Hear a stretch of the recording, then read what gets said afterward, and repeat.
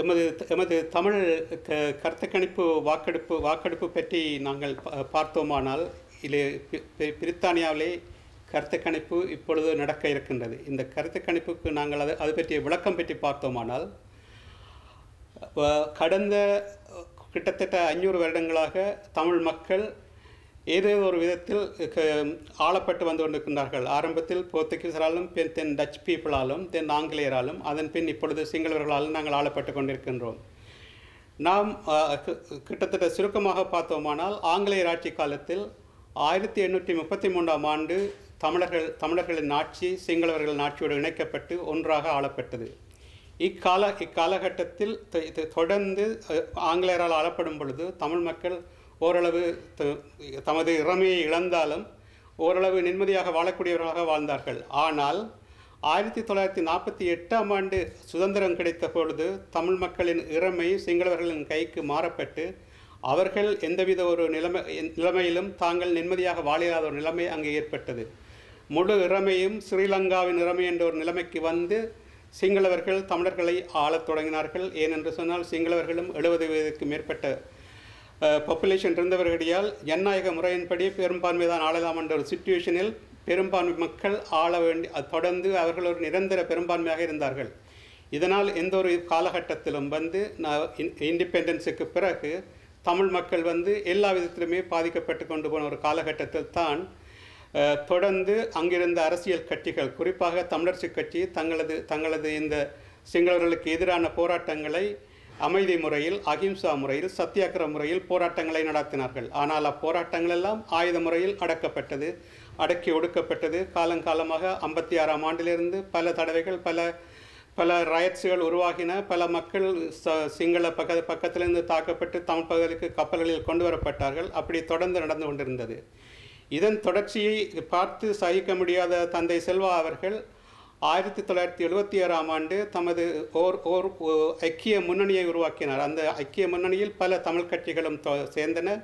அந்த ஐக்கிய முன்னணியை அவர்கள் தமிழர் ஐக்கிய விடுதலை முன்னணி என்று பெயரிட்டார்கள். அந்த பெயரிட்டதும் அதே காலகட்டத்தில் அந்த ஒரு பெரியொரு மாநாட்டை நடத்தினார்கள். அந்த மாநாடு வட்டுக்கோட்டையில் நடந்தது. அதனாலேயே அந்த தீர்மானத்துக்கு வட்டுக்கோட்டை தீர்மானம் என்ற பெயரும் வந்தது. அந்த வட்டுக்கோட்டை தீர்மானம் என்னவென்று சொன்னால், இனிமேல் சிங்களவர்களுடன் நாம் இணைந்து வாழ முடியாது, நாங்கள் திரும்பவும் தனி சுதந்திர நாடாக வாழ வேண்டும். அப்பொழுதுதான் தமிழ் மக்கள் தாங்கள் சுதந்திரமாக தங்கள் மொழியில் திங்க் பண்ணி தாங்களே சந்தோஷமாக வாழ முடியும், தங்கள் மொழியில் சிந்திக்க முடியாதவர்கள் அடிமைகளாகவே வாழ முடியும் என்று கூறினார்கள். அந்த தீர்மானம் அப்படி வந்ததன் பின் 1977ஆம் ஆண்டு நடந்த பொது தேர்தல் வந்து ஒரு ரெஃபரண்டமாக பார்க்கப்பட்டது. எல்லா பாராளுமன்ற உறுப்பினர்களும் மக்களுக்கு கூறினார்கள், நீங்கள் அளிக்கப் போகும் வாக்கு தமிழ் ஈழத்துக்கு அளிக்கப் போகும் வாக்கு. இந்த வாக்கு நாங்கள் பெரும்பான்மை பாராளுமன்ற உறுப்பினர்கள் பார்லிமெண்ட்டுக்கு போகாமலே கட்டாயம் நாங்கள் தமிழ் ஈழத்தை டிக்ளேர் பண்ணுவோம் என்று கூறினார்கள்.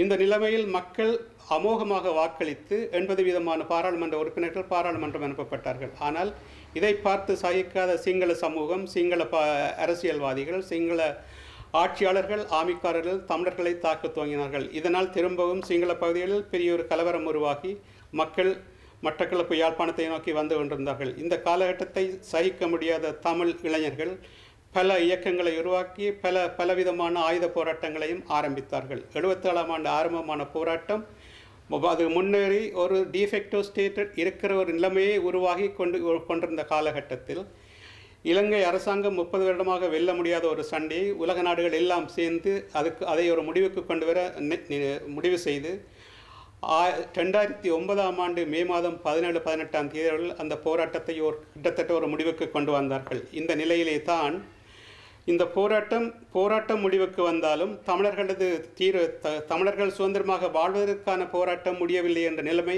தொடர்ந்து இருந்து கொண்டிருந்தது.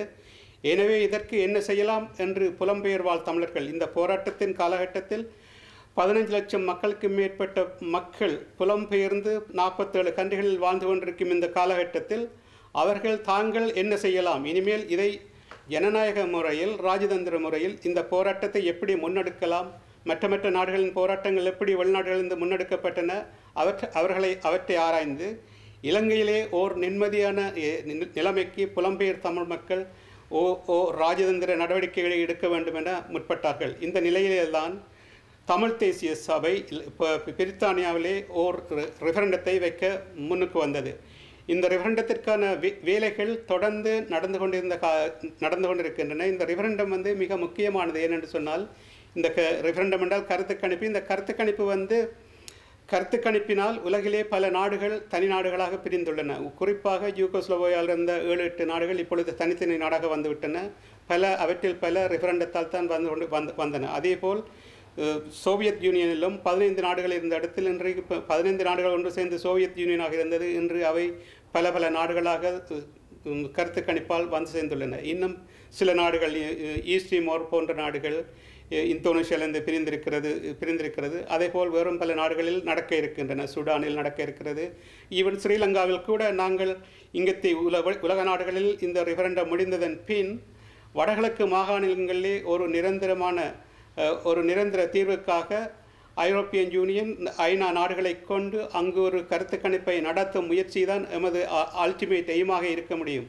அங்கு அந்த கருத்து கணிப்பு மூலம் ஒரு தனிநாடு எடுக்கும் வேலைக்கான வேலை திட்டமே இந்த புலம்பெயர் நாடுகளிலெல்லாம் நடத்தி கொண்டு இருக்கப்படும் கருத்து கணிப்பு. அதே நேரம் இந்த கருத்து கணிப்பு உலக நாடுகளுக்கும் ஒரு நம்பகத்தன்மை, ஒரு லெஜிட்டிமேஷனை கொடுக்கும்.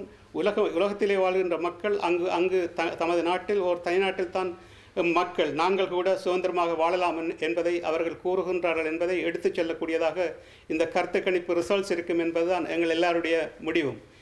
இதனாலே தயவு செய்து பொதுமக்கள் அனைவரும், பிரித்தானியா வாழ் மக்கள் அனைவரும் எந்தவித காரணங்களையும் காட்டாது தயவு செய்து 30-31 தேதிகளில் வாக்களிக்குமாறு உங்கள் அனைவரையும் கேட்டுக்கொள்கின்றோம்.